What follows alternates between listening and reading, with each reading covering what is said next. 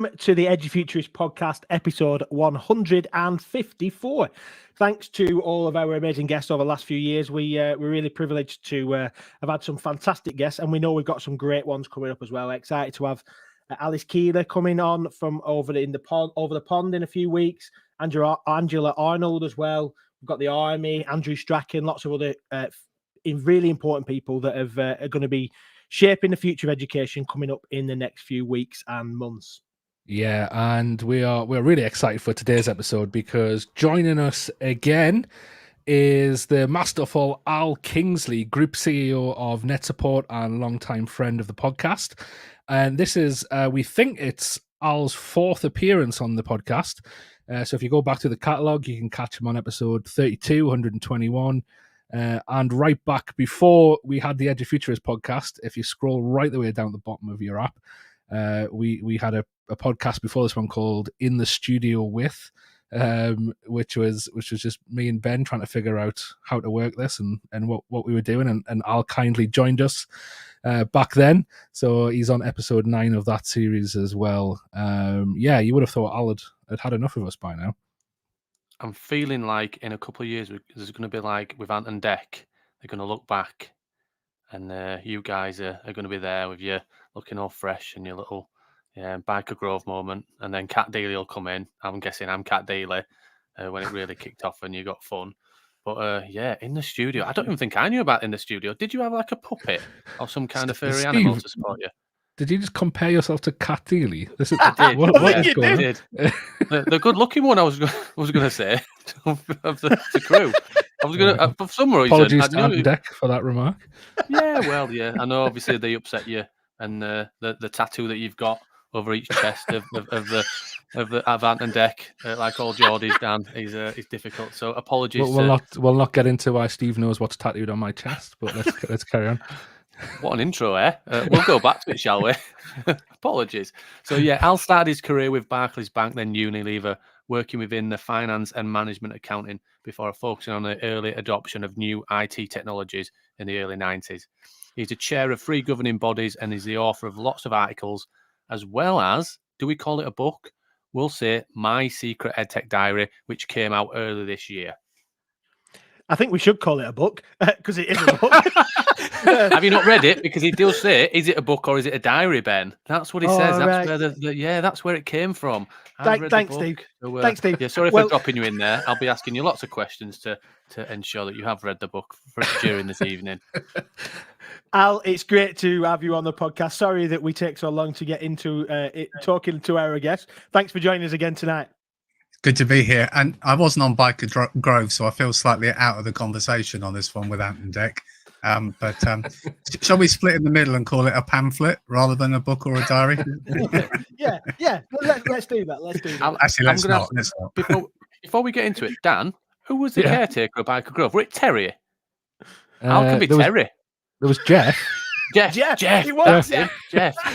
So Al, Jeff had a beard as well. Oh, yeah. Was it a handlebar beard? Perfect match. Like a strap one. Perfect. Anyway, sorry. Should we ask some questions and find a bit more about Al rather than calling him Jeff from Biker Grove? Apologies there, Al. I feel like I'm having a little bit of a Twilight Zone moment here, but fantastic. This is us. This is what we do. This is what we do, Twilight Zone. And you are, I think it is number 4. So thanks for coming on for a 4th time and not being bored of us.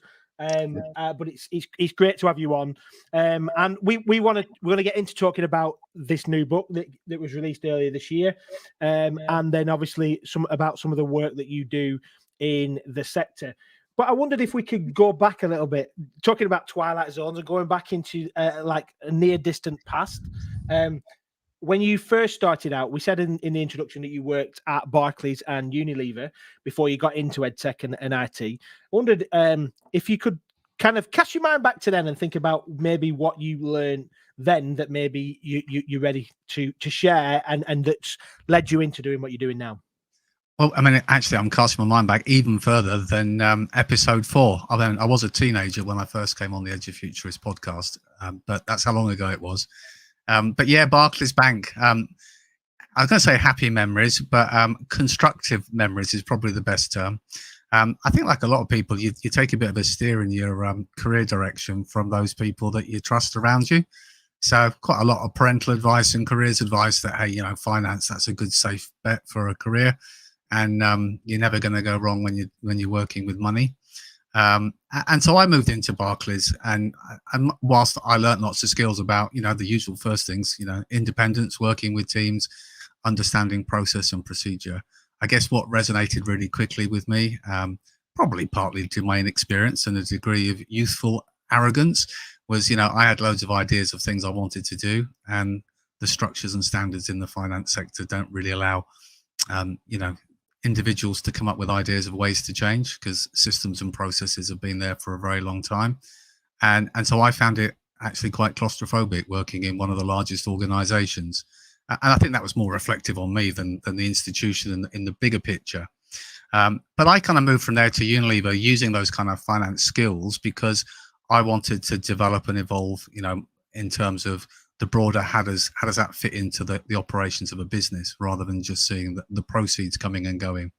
And so I did have a very fun time working at Unilever. I worked in Cambridge, and I was involved in management accounts, which makes it sound somehow better than financial accounts. It wasn't. It was really just slightly closer to the coalface in terms of production and what work was in progress, stock and equipment levels and so on. But being the late 80s, one of the things that was becoming more prevalent on the desk was a computer rather than a mainframe out back. And I found that the IT side of things was far more interesting to me because it was new. Nobody was an expert. Ideas were welcome. And actually, almost every day you could see a way to improve a system or the way that we interacted with that system. And so for me, that was kind of the pathway I wanted to go. I have to say, the directors at my offices thought I was crazy wanting to move from a management accounting role into the IT team that were very much seen as the folks that work in the dark at the end of the corridor. But sometimes you just have to go with your heart. And so I kind of segued from my career at Unilever to being a bit bold and a bit of a, hey, in for a penny, in for a pound. I started consulting independently. So I went from a big organization to an organization of one. And I found my path by actually doing the books and finance accounting for small businesses, and at the same time getting them set up with their IT. And because that was still a fairly new sector, people were really open to ideas of how that could actually impact on, surprisingly, on their profitability and their operational performance. And like all these things, technology is a lever. It doesn't make bad products good. It doesn't make bad businesses good, but it can certainly make them more effective and more efficient. So that was kind of the pathway that got me into wanting to talk more about tech than specifically the business side. That's amazing to hear that. I didn't until Ben mentioned it and put those on the show notes for today. I had no idea that was your background. I think everybody knows you, especially in the EdTech circle, as kind of Mr. EdTech, really. So to know that you had that different background and has informed where you've ended up today is always great to hear that. What did you have a passion for education back then, Al? Did you have any ideas about where you'd want to be at this point in terms of having Netsupport, or was it completely a journey that was I guess a realization to you as well? I'd love to say it was mapped out in the stars as my destiny, but that would probably be, well, it wouldn't be true for a start, but it would also sound a bit grand. No, I mean, I've always been interested myself in terms of, I'm a nosy sod, so, I like learning, and I always like to see opportunities for others to develop. I think, like many people, in all honesty, my children were born in the mid-90s, and that was a catalyst for me wanting to look at opportunities for them in terms of education. And we took a bit of a detour in my journey because we were starting with the software and the very first Netsupport products. And one of the key things we needed to do was set up our business in the US, because obviously that's a really key part of growing a technology company, or we felt it was in terms of opportunity. So I packed the bags and moved from the UK across to Atlanta, and was in Atlanta from 99 through to 2002, setting up our North American operations. And in truth, we went to Atlanta because it was the hub of Delta Airlines, and I spent Monday down to the airport, and Friday I came home, and I was just traveling around into school districts around the country, showcasing what we were developing, which at the time there were very few options on the table. and also learning. And there's an equal measure if you're going to evolve products. So 2002 became a point where my children were both then at primary school age, and we had to make a decision. Do we want to bring our children up in the US education system or the UK education system? I needed really to come back to HQ in terms of moving things forward because the US was settled and established. So we moved back to the UK. We moved to sunny Peterborough, and where we bought a house, there were new schools being built, and the first new school was being built, and they were looking for support to actually take the school, shape its future direction, and so on. So I took the view, which is if you want to, help schools be the best they can, you can either throw stones from the outside or you can jump in and roll your sleeves up. And so I got involved with Hampton College, became a governor at the school. A few years later, I became chair of governors, and then became chair of the governor leadership group across the schools in the city. And then there was an opportunity to build a new school under the free school program. So we converted Hampton College into a multi-academy trust of one. And then we bid and were successful, and we built another secondary school, and then we bid for primaries and we were successful. And then for capacity, we decided to go a bit different and go all through with one of our schools so we could take that full learning journey. We did that. And then naturally, other schools have approached and wanted to come and join the family. And I think in that kind of sharing mindset, I've always been happy to get involved with schools and find out more. And it was a case of, well, I know secondary, I know primary. I've been involved in infant schools.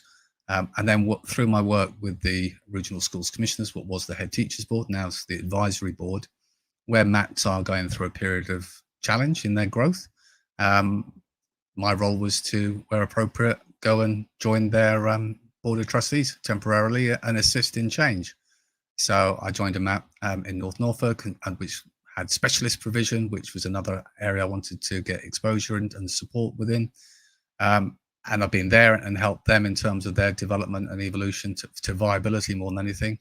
I then was asked to chair the pupil referral unit, so our alternative provision academy in Peterborough. I joined there for a few months to help support change, and I've been there 2 years so far. And once you become involved and you see the building blocks and things moving forward, I find it quite hard to kind of draw a line and say, right, job done, I'm going to step away now. So I'm a sucker for getting involved, and you kind of get emotionally connected to a school and a journey, and you want to stay there. So that's kind of why I've got quite a few hats on the go in the education space, really.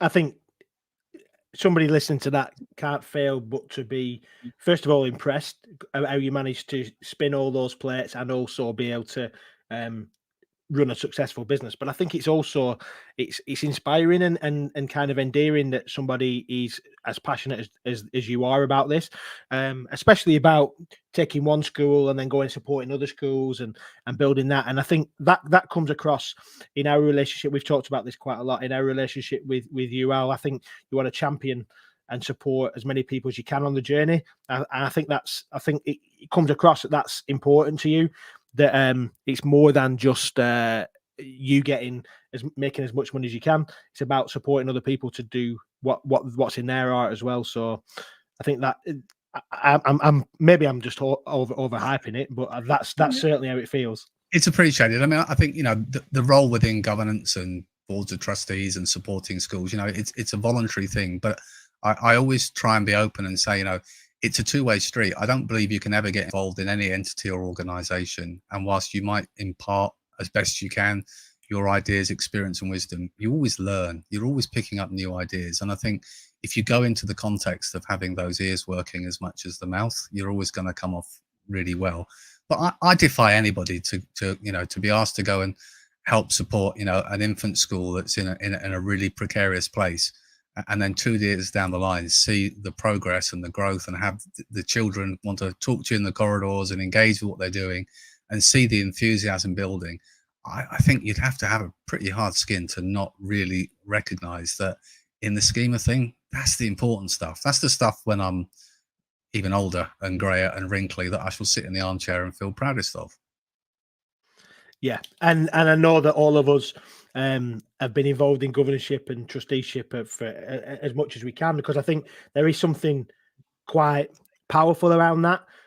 doing something that's giving something that there is a mutual benefit because we feel it makes us feel good and we can feel like we're doing something that's making a difference. But certainly that element of being able to support schools, I know that I love that. And Steve, you're a chair of governors as well, aren't you, at a primary school, and know that that's kind of central to what we do. And I think that's really important as a kind of segue into talking about your newest project and talking about getting into as we get into your story about My Secret EdTech Diary, whether it's a book, whether it's a diary, whether it's a pamphlet, still remains to be seen. It's not. It's a bloody big pamphlet if it's a pamphlet, but I know what you were trying to do, and what I got from that, and is that you were trying to kind of distill a few things there, share some kind of trade secrets, but that aren't particularly secrets, but also kind of help people on that journey. And that's that atmosphere, or that kind of attitude of support and help, is what comes across in the book. And I'm guessing that's why or part of the reason why you wrote it. Yeah, I mean, there was lots of reasons. I mean, there's always the question people often say is why now? And it was an interesting one. I've had lots of lovely feedback about the book, which is always nice when people validate some of the ideas or just the effort you put into producing something. I had one review that was undertaken. Actually, it was in Schools Week, and it was it was a nice review about the parts of it, but it kind of led with, and the bit they focused on was it's 18 months too late, and in quite a negative way, and it kind of hit a nerve a little bit with me, because the one thing that was a trigger for me was actually, for the first time the last 18 months, we've learned so much that we're actually looking at shaping our steps forward from a position of evidence rather than from a theoretical position. We've actually been empowered to try stuff and take risks and actually look at things, and we're trying to now reflect on moving forward. So for me, if I'd have written it 18 months ago, it would have been kind of out of date at this point now. But it kind of highlighted to me that there's still, for many, this mindset that the EdTech conversation is just the same as it's always been. And I think the problem with that is you just get into Groundhog Day. You have to recognize that actually the choices, the options, the capabilities now are very different to they were 5 or 10 years ago. So, one of the reasons for doing the book really for me was it's a little bit of a kind of a them and us conversation. You either walk in a room and talk about EdTech and people either, ears prick up and they want to engage, or they kind of duck for cover, a little bit of imposter syndrome. Oh, well, that's for the techies or whatever, and that's not for my topic. Don't feel comfortable about it. And the reality is, the same way as pens and paper are part of the furniture of a classroom, so should technology be. And in that spirit, it should be everybody's business, and everybody should be comfortable talking, whether it's just about what does or doesn't work for them, or what they'd like to be able to achieve if somebody had a magic wand. So kind of rule number one for me was I want to write it in a way a bit like now we're having a chat. I don't want to stand on ceremony and try and present it as some technical research paper, because that's not me, and secondly, because it would defeat the purpose of it. So, hopefully it comes across very much as, a very accessible, chatty summary. And I kind of break it down into lots of different sections. But I think the starter for 10 is always that reflective practice, looking back and reflecting on what's happened in the past, really. And that's always the starter for 10, I think, when we're doing anything in technology. Yeah, I think that argument of that it's too late, I think that argument has completely missed the point of what's been happening over the last couple of years. And I think, and I've come across it a few times, mainly on Twitter, really, but that kind of straw man argument of what EdTech is, almost like, we've tried it. We had no choice, but we had to have a go at it. But thank God we're going back to how things were. It's a real. I would question how, and I know you've said we've experimented, we've come a long way, and I completely wholeheartedly agree with that. But I think we've scratched the surface in terms of EdTech. I think a lot of places did a really good job of moving the in real life classroom online. However, and if we're going to go into the mechanics of something like the SAMR model, it's literally the first rung on the ladder. So how does EdTech actually become truly transformational? And I think your book delves into that, and to say that is too late, I don't think it is. I think it's probably the perfect time to start having those conversations. I think the whole point, like anything, it's about a journey. You shouldn't ever be making a point in time that says it's a start and a finish. Otherwise, you're missing the point with technology and evolution. I think where I think there are real challenges is a mindset of, if you define the kind of the boundary of the field based on what you know, it's never going to be an accurate definition. You know, you've always got to look beyond and identify the questions you want to ask to then go and find those answers. And I think a lot of people who've been involved in technology for a long time, perhaps for some, have measured the likely positive benefits and failures based on what technology was in a classroom 10, 20 years ago. And of course, that's fundamentally changed.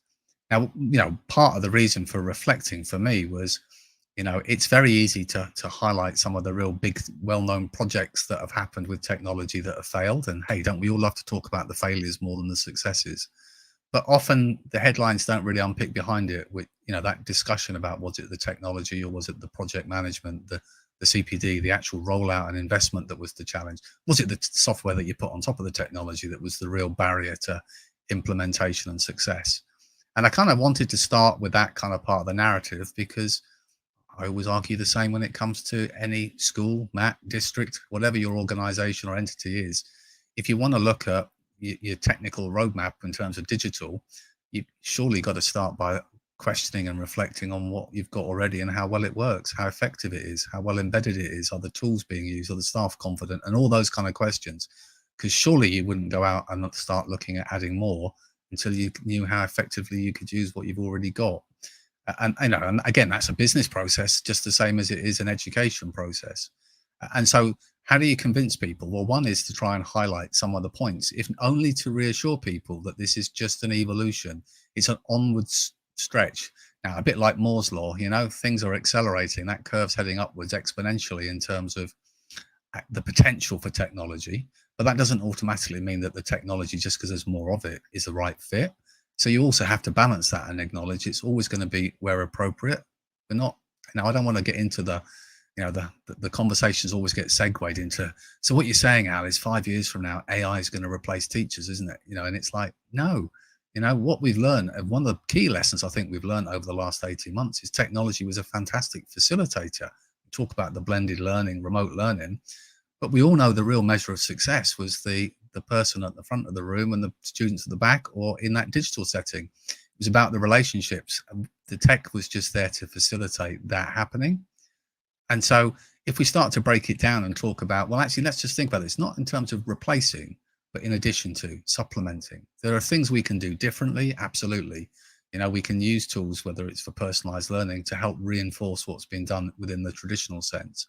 But I also, talking about the SAMR model, you know, early on in the book, I kind of took it and said, I know it's probably intended from a pedagogical point of view within the classroom, but let's just break the rules for a minute and apply SAMR on the bigger setting of a school or a MAT. Actually, lots of the things we learned over the last 18 months, whether it's about, you know, augmenting or modifying the way we did things, you know, think about using tools online for parents evening, the way that we changed the way we did communications and engagement. Lots of the technology bits we've wrapped around, you know, there'll be some that fail, but there are also lessons outside of the pure teaching and learning that were not necessarily equally, but were also important and a part of that journey, because they tie into the subtle nuances, the staff well-being, the time, that most valuable of commodities, the way we engage with our parents. You know, suddenly our hard-to-reach parents, never at the school gate, would respond to messages on an app online, and we could find different ways to engage with them. So, you know, I like the taking risk aspect of the last 18 months because it's proven some things work. It's proven other things don't work. And there's nothing wrong with that. That's how we learn all the way through. But I think the thing it did most of all was, it, for the first time, I really feel it brought EdTech up the agenda from the something we need to talk about when we've got time to we haven't got a choice, we've got to talk about it. So now the moving forward is all about how do we keep that conversation going. Absolutely. Sorry, Steve. No, I was just going to say, and there were many different books brought out, and it was amazing how many people that were these traditionalists were coming out with very similar models that they produced, but applying it to the context of online and blended learning. And I think that's the thing of the whole conversation around why we're trying to transform things, why we're trying to unpick it, what can it actually enhance, rather than just replicate. And I think you've touched upon all of those kind of things, and you've touched on, and your book talks about something I first heard Bob Harrison go into, those failures around your Los Angeles iPad conversation and everything else. But and people always listen, oh well, we've tried it and it's failed, and we tried this, and a lot of people like it back to Tony Blair and stuff in regards to the investment made in technology, and how people just invested and bought smart boards and all these kind of things, and it actually really didn't move anything on for many people's view. But it's all that thing of when everybody or anybody asks the question about, or how do you use this, or want to use this, the question has to be why, really. And whether that's infrastructure or anything, it has to be, okay, so why are you thinking about doing it? And really, what is the intended outcome of what do you want to achieve from it? And then let's unpick which tool is the best one for it, or the platform, or anything else. And I think it does link back to the book, and I always go with this. But the what and the how are not the first bits that we start with. It's the why we need to be using it first. And I think the pandemic, as people are always considering, like I say, the negatives. Oh well, students don't have access to tech and everything else. But there has been so many things that have been improved in regards to accessibility. They're disadvantaged, those students who are lacking in confidence, loads of different things, more personalized learning experience, and all those kind of things that are hidden because of maybe the traditionalist approach that want to go back to the old ways because they were maybe dreading EdTech coming to the forefront, I think. I absolutely agree. I think the other thing is, I don't think anyone can ever claim to be an expert on everything, but I think one thing that I found helpful, and I'm very fortunate in my experience over recent years, is sometimes it helps if you can see from a number of different perspectives and from around the world. And once you've got that kind of breadth, it does allow you to connect some of the dots. These things that seem like they're all separate challenges are actually quite heavily interconnected. So, we saw early on in terms of 2020 and COVID, we saw the international schools in the Middle East adapting differently because they had a different technology base to start with. And you could see some of the structures and lessons learned and how that then reflected in what some of the steps that became more so probably in wave 2 in the UK in terms of schools looking at as part of that journey. But I think you're absolutely right. One of the things that is the real difference between the successful and the, well, we tried but not sure, was you've got to start with having actually a vision. That's the whys and the hows. Why are we doing this? What are we hoping to achieve?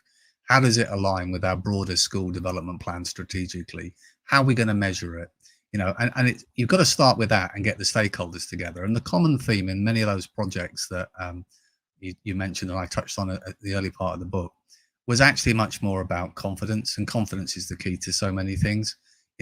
How many schools, and the number of people I spoke to, and they just started smirking or smiling at me when I talked about it.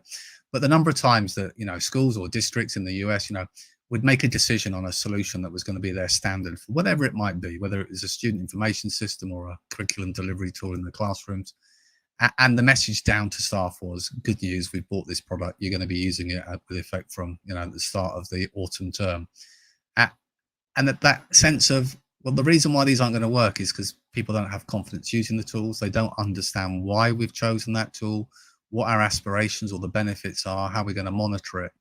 And in any walk of life, if you don't feel part of the decision, if you don't feel involved in the process, if you don't feel you've got a voice, you're already starting on a bit of a sticky wicket. If you then add to that a typical mindset to date, I think in education, because of all the time pressures, we've often been in a position where inset is those first couple of days at the start of the academic year and then knock yourself out.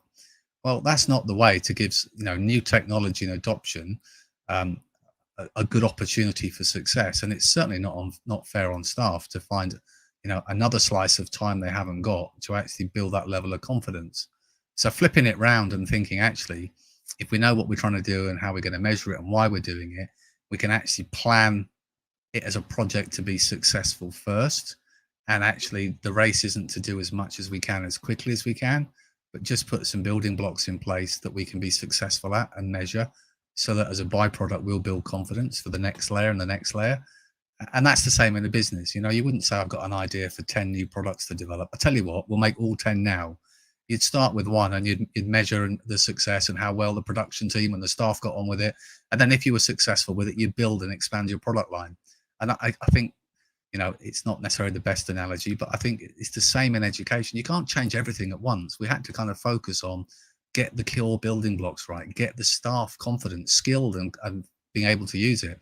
And just as much, there were plenty of great examples of schools that really looped in the parents alongside the students as part of that cohort to build their confidence on the tools the schools are using, so that they can actually, particularly in primary, play a more active role supporting their children as learners. And again, all those things, I think, the tech isn't the key point here. It's the process for delivery and adoption and actually getting it embedded that really shapes the success rate. Yeah, I definitely agree. And I definitely agree with this idea that you start small and kind of build that up and test that, prototype that, and work that to see the success. I wonder, though, if I'm just being provocative, Ben, here,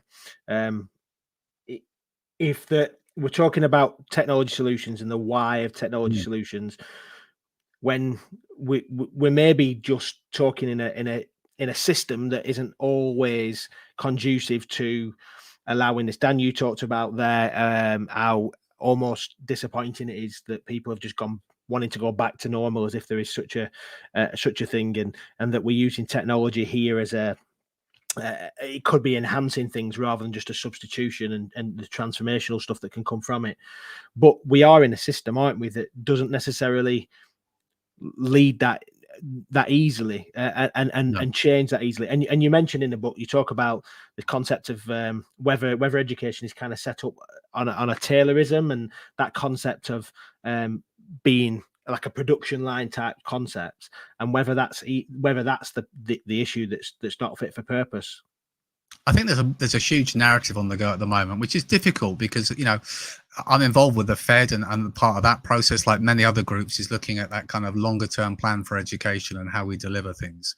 We've got this whole narrative in parallel, which I think school leaders are starting to embrace and be more aware of, whether it's, alongside all the other challenges they're trying to absorb, which is we're having to have this conversation about the weighting of skills alongside knowledge, and actually, as we become more technology embedded in the workplace, how we're making sure that our workforce are fit for the jobs. We're already seeing skills shortages in some areas. And I use the analogy of kind of shooting ducks in a fairground, but I guess it's a bit like clay pigeon shooting. We're not aiming at the target of what we need or what we think is appropriate today. We're trying to look ahead and aim for what we're going to need in 5 years' time. And I think if we start thinking about the skills that are really transferable to the workplace that we want all of our children to have, at some point we have to accept that whether we think it's appropriate or not, beneficial or not, we have to give them exposure and skills in that technology at an earlier point. Now, that might also feed into whether it's exposure for teacher training and other factors as well, which is a different conversation. But I guess the bottom line is, you're going to be trying to push sand uphill if you don't recognize the fact that technology is going to have an increasing role. And so those school leaders, MAT leaders that are smart, and I don't wish to be derogatory to anybody, but I'm say it as it is, the smart ones will recognize it's much better that you embrace and get involved and start planning and thinking as part of that journey now than waiting until you're behind and you're trying to play catch up. Now, what do we mean by behind and catch up? Well, I'd argue there's a big factor which is about staff retention. It's about actually getting great innovative teachers joining your school and not giving them the tools to inspire and lead and innovate, and that actually they'll go to other schools and trusts that do provide that framework. I think that's a really key factor. I think unless we recognize that when we talk EdTech, whilst that central heart is about teaching and learning, many of the tools also provide benefits outside of the pure curriculum model of how many progress points or impact has it had on a child around well-being, about effective communication, staff well-being, time management, the speed that we can provide feedback, collaboration, and so on. And unless we bring these things together and recognize that when we're talking about, a digital strategy, we're not talking a conversation about what kit and what software do you want in your school. We're talking about it being one cog in that broader discussion strategically about how we're going to continue to develop and evolve our schools to be fit for purpose and give our children the best possible experience. And if you've got a mixed cohort like I have, whether it's alternative provision or whether it's specialist provision, it doesn't take long to recognize that different learners engage with content and curriculum in different ways. And if we don't think that gaming or games and gamification and VR and AR is going to engage with their children, then we need to stop and think again. And if we think that for the next 20 years, the only way we're going to capture evidence of knowledge is going to be with a big biro, we need to think again. We might say it should be the keyboard, but I'd argue, particularly in specialist provision, it should be your voice and other ways that you can evidence the way that you learn things. But I'm trying to kind of wrap those efforts together to say, look, it's not about a race about how you do things quickly. It's about recognizing that this is so intertwined in every aspect of running an operation, a multi-academy trust or a school, of which its sole product is to deliver the best possible outcome for the learners, that you can't put it in a box and decide whether you will or will open the lid for the next few years. It's there, and I believe it's part of your fundamental duty as leaders of schools, that you have an obligation to put that in place, because it's a key part of the skills our learners need. Yeah, I really like in your book, Al, you bring in Mandernach's 4 stages of technology use. I think it kind of it's a really helpful way to look at kind of where people are, where departments within schools are at, and where schools are at in general. And I think kind of just to bring that into play here, I think there are a lot of people, teachers, organizations, still kind of struggling around that survival stage, I guess. I absolutely agree, and I use the kind of analogy. We've learned our lessons in our trust for sure, and we still are. If someone says to me, "Al, come in and do a class in one of the schools," and I do lots of classes on STEM, AR lessons and activities with students, and you ask me to walk in the door without any of my own personal equipment, and there's just a tablet or a laptop front of the class, and there's a trolley of kit, my confidence level is already, I'm going to be down a level in terms of how's this all connect together? How does it work? Is it going to be operational? How am I going to keep these 30 learners engaged? I hope this is going to work. I hope the Wi-Fi connection is good enough for all 30 of them. And so immediately we start with the questions and the thought process of just not having confidence in the technology. And that comes with familiarity. Now, it's a chicken and egg. If you use the technology regularly, you build confidence. But if schools just introduce kit and it appears magically as this box in the corner and the teacher's left to figure it out as they go along, the natural persuasion of anybody whenever they're under pressure will be, you know what, I'm going to revert back to the way I used to do things, because I know that works and I'm confident with it. And over time, the use of that technology diminishes and diminishes and diminishes. And how you mitigate that is, I believe there's kind of 2 key parts. The first part is obviously the CPD, the ongoing CPD that empowers teachers to become comfortable and familiar. And of course, alongside that, you've got to provide the time for that CPD. But the second one, and it seems really simple and obvious, but I think it works in business and it works in most organizations, is really about the flag bearers, the champions. Is actually giving people the go-to points, the people that are the more confident, the ones that have managed to achieve or innovate using a solution, so that you signpost throughout your trust there's different people for different solutions who are also empowered to share and showcase what they've been doing, what's worked well for them. And at the same time, we've got a fantastic and ever-growing online mechanism now for us to share across our broader PLNs. But I think within schools we kind of have to foster that. And where the biggest leap of faith, I think the biggest measure of strong leadership, and I don't care what organization you're in, is actually we've got to get senior leaders of schools and MATs to actually delegate to middle leaders and teachers to actually take more of the lead on this. Now, of course, we want to shape it back and align it with the school development plan. But again, I've mentioned this a couple of times, and I appreciate I'm using a very sweeping statement here, but wouldn't be the first time. In many cases, our senior leaders will reflect back to their time in the classroom and won't have the reference point of the successful use of technology and the wins or the impact that it made. So we're kind of expecting them to shape the where should we go looking, what should we think about, rather than actually delegating down to say, what do we want? Why do we want it? What have you used in previous schools before you came and joined us? What tools are you familiar with that you have confidence at that you've used in your personal life? What are the kinds of apps that students could use now? Where are we seeing new games or overlaps with other technology? And I think we have to have that courage to empower much more of that decision making in terms of the recommendation process down the tree to actually allow us to start looking at and to innovate. And I think if you celebrate innovation, I mean, ironically, lots of these things, apologies for going on a bit, you know, it gets me sometimes that we walk into schools, and of course we're all about making sure that best practice, you know, we really want to celebrate and showcase the work that our students do. We want to make sure that we kind of recognize all those that are doing stuff. And then when it comes to the staff, we kind of forget many of those rules that we apply to young learners and say, well, why aren't we showcasing staff that are doing great innovation? Why aren't we signposting other staff to go to them and get that kind of support? It shouldn't be a case of, I don't want to put my hand up and say, I don't really know how to use Teams because I'm going to look like the idiot in the room, or I'm going to feel inadequate. It's quite the opposite. It should be a case of everyone's going to be at a different level in their technical journey. So don't spend and buy loads of more kit first. Get everybody upskilled to the point where they can leverage the benefit from it. Here endeth the lesson, according to Al. Sorry.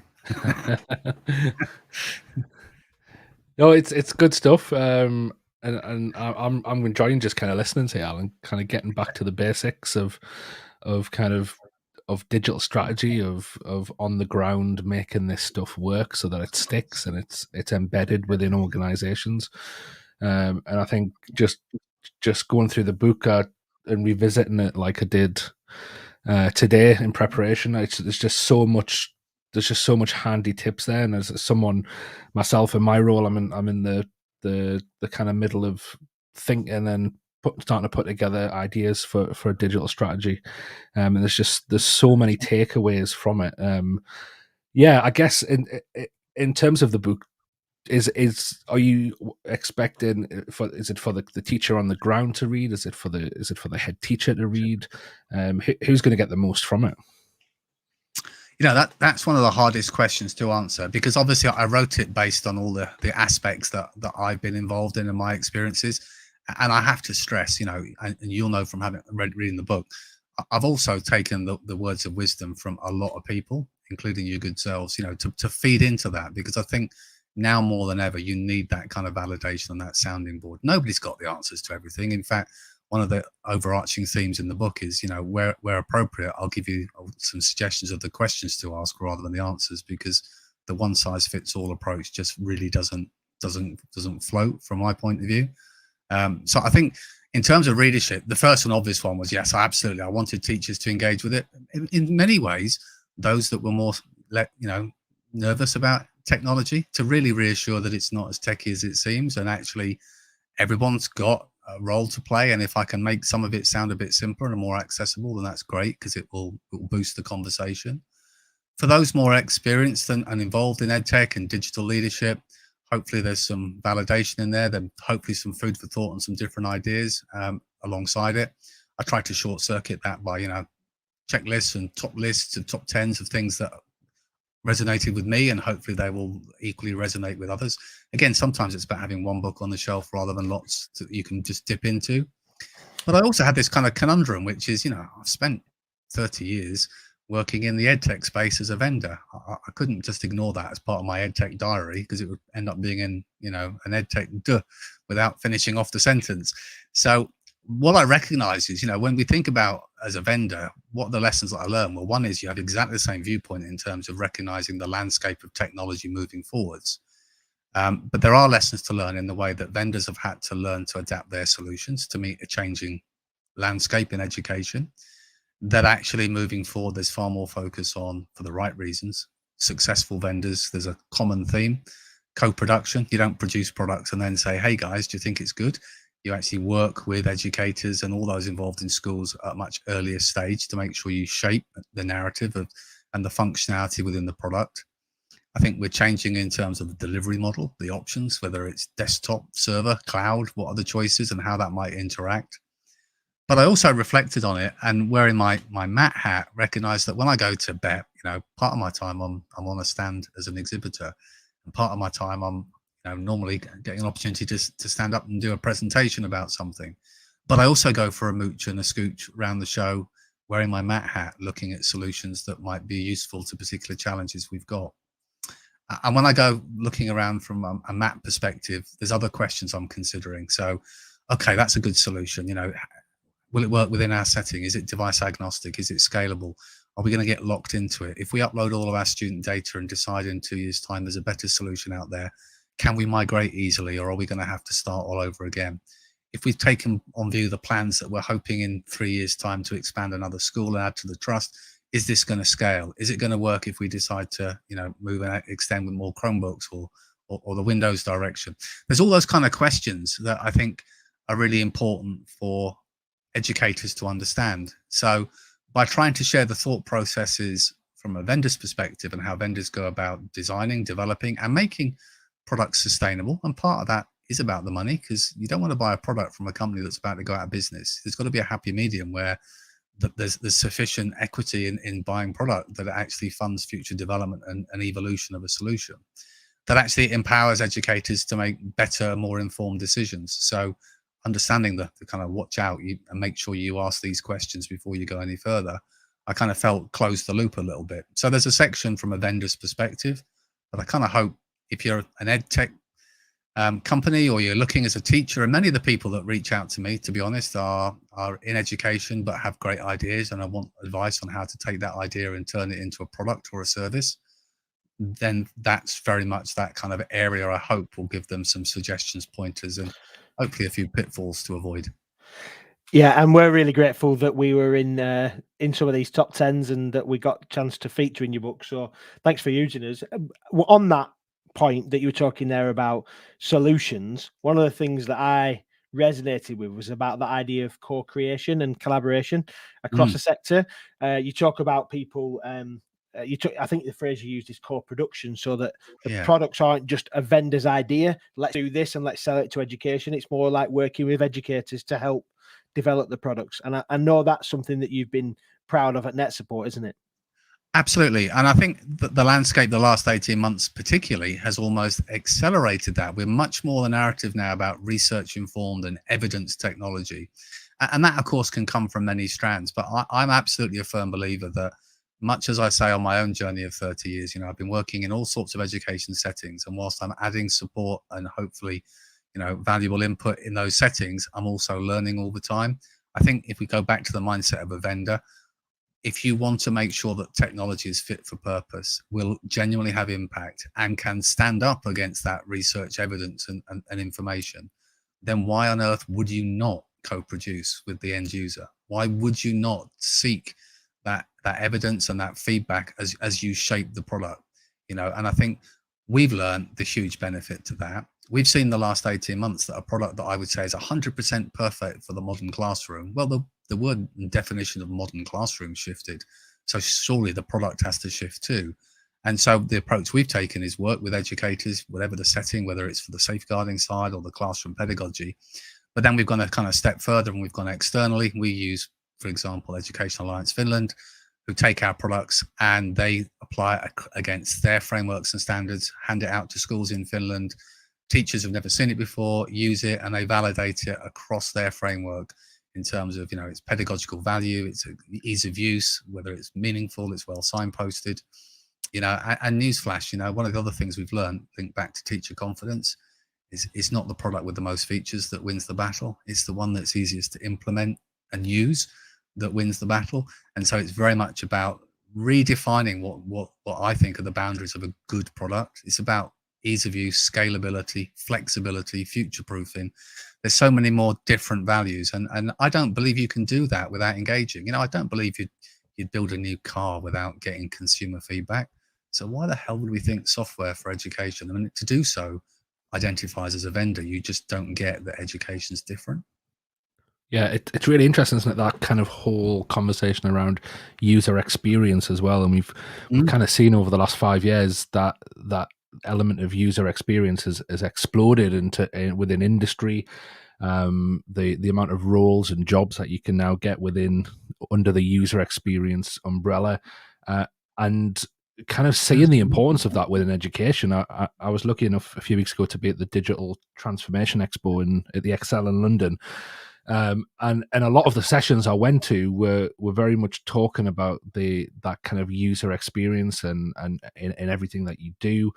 And there was an ed tech wing to it, and albeit it was mainly for higher education, but I went along to a few of their sessions, and I wasn't surprised, but I guess I was just it made me think and made me reflect that they were calling their students kind of the customer, the end user. And I guess for universities, it's a bit different to FE or secondary or primary, because the students are actually paying for it. But actually, that mindset that you enter when you start seeing the student as the end user, and just like a company that wants to succeed will make that user experience for their end user the best they can make it. And I guess having that mindset when it comes to things like edtech and probably just education in general, I think if we delve into that more and push that more in the coming years, I think it could be quite an exciting time for edtech.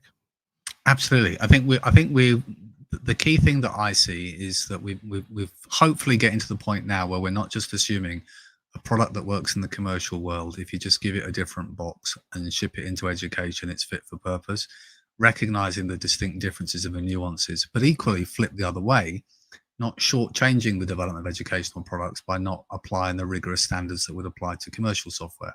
And it's about finding that happy medium about, like you say, the nuances of the way that products are presented and designed, that kind of over the shoulder review of where the cursor's hovering or the finger's hovering because it's not clear and signposted where to go, down to that accessibility. And accessibility and equity, we want the same thing. We want to buy tools that most, if not all, of our students can engage in. So again, we're back to that concept of how well thought through is it? And if we say how well thought through, to do an education solution, you probably need that thought to have included that input from educators themselves. Yeah, definitely. And I guess it does just emphasize that point. And I like how you brought in there like the equity or the tequity of it as well. And I think that's something else that's kind of been emphasized over the last couple of years, that actually are we thinking about those who, when it comes to technology, who are in need of extra support and all that comes with it, and we've seen that probably on a national level, especially here in the UK, where we're not up to scratch with that, are we? And no. We've got a long way to go. I think that's really, really key, and that's almost why we come back to the beginning of the journey when we talk about that digital strategy and the Venn diagram that I tend to use, which is, you've got teachers and children at the heart, but around it, feeding in to shape that vision and strategy. You've got everything from the IT side, but you've got your data privacy, you've got your send in there, you've got your safeguarding built into that, you've got your feedback from parents, you've got your board of trustees, you've got all those stakeholders, and of course the IT team are there to make sure you're not building on sandy land and to provide that guidance. But I always signpost that the finance really dictates the speed of the journey, but shouldn't shape it. And I think now, again, all these conversations, they always come back to this common pathway, which is, if we're going to do something that's going to be successful, we can't exclude any of these factors, whether it is, that accessibility, or whether it is its flexibility or its scalability. We're always having to make decisions now, but with an eye to the future to make sure we make wise decisions, not least because, our budgets are so tight and hard fought for. We've got to make sure that we don't make more mistakes than is reasonable. Agreed. Absolutely agreed. And in the book as well, you talk about a kind of hard, go back towards the work that you did with another good friend of ours, Mark Anderson, about building a digital strategy and how important that is. And it's interesting. I suppose it's that age-old question, but maybe not age-old, certainly a few years-old question, which is, do we create a digital strategy as a standalone strategy, or do we do a strategy that is kind of part of a wider teaching, learning, assessment, leadership, culture type strategies that incorporates digital?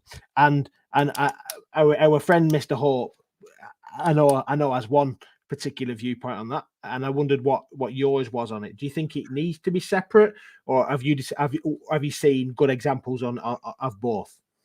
No, I think there's a general rule, which is when we talk about that strand, because you encapsulate, whether it's me doing a presentation or Mark and I, the work we did to try and put together that kind of free guide to step through other people's experiences and top tips. The natural follow-up from that is, so it's a separate project, is it? It's a separate entity. And of course, in one sense, well, you've got to consider that as perhaps a separate meeting and a separate strand. But to suggest that it's separate and outside those other strands, I'd say on the whole is not the way to go. If we think about what we're trying to do and we start with the why and what we're trying to achieve and how we're going to do it, fundamentally to be successful in any project, and we can change the word digital to be, I don't know, redecorating the site, changing the way that we do anything, frankly. It all starts with strong leadership and communication. And if we want to be successful in the way that we implement change and bring people along and give it an opportunity to be successful and embed that change, it always starts as part of that process with having the right culture for change within an entity and organization. And as I said, that digital strategy is shaped ultimately about our strategic expectations and aspirations from a teaching and learning perspective. What's in our school development plan? What are we talking about in our SEF? Where are the areas we want to develop? Now, that helps shape some of the priorities on that journey, maybe not the whole boundary of it in its entirety. So we can think of it as a microcosm, but it's actually shaped, and the catalyst and the timeline, everything we do around it is fundamentally linked to all those other aspects. So some schools, some MATs have a separate digital strategy. Some, in effect, have a section alongside their broader school development plan and their strategic plan that references how digital interweaves within that. And I don't think any one way is right or wrong. I think the key is just understanding that you cannot consider any one of these topics in isolation, any more than you can't talk about the strategic development of your MAT without thinking about how technology might play a role, or that you can talk about how you're going to improve culture if at the same time you're not thinking about the way that you're actually going to make staff feel like they're valued and that their professional development is just as important as our students' learning journey. And there are so many of those bits where, yes, take a step back and recognize that unless you want to take the approach of, different fingers in the dike or whack-a-mole, you've actually got to think of them as a whole.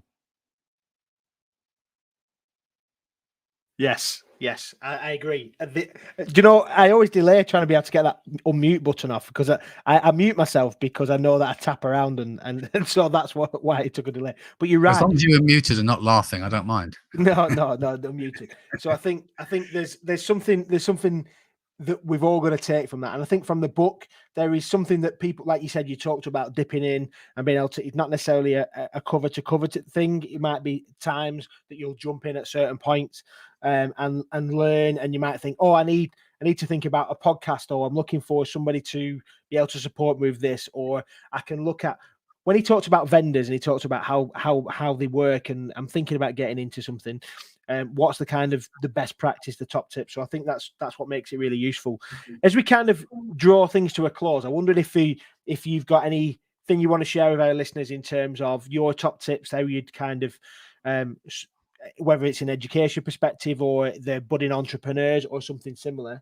I wonder whether you want to leave our listeners with something like that.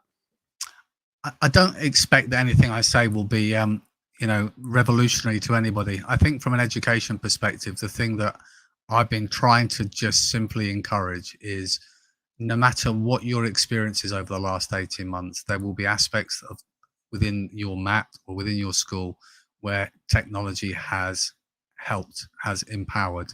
And I really, really, really want to encourage leaders within schools to continue that discussion of that narrative, to reach out and look for the references of how other schools and MATs have operated, to try and get those ideas and best practice to kind of continue that evolution. I've also seen in parallel, putting my other hat on, a massive explosion in the edtech space. And there's so many new products and so many new startups, and there is absolutely an appetite for edtech. But that comes, I think, with a degree of responsibility, much in the same way as I try and give a voice to as many different new products and solutions that I see, brackets that are good. We also need to be mindful that there's also an obligation on us not to simply rush things to market, not rush things into schools. We've got to be mindful of actually getting the evidence behind it to make sure that we're not trying to sell solutions that nobody needs, but we're actually meeting the needs and the priorities right now. And they are quite clear and quite defined. So I think on both sides of the case, there's real opportunity, but it's also about just being wise and cautious with the decision making that we take.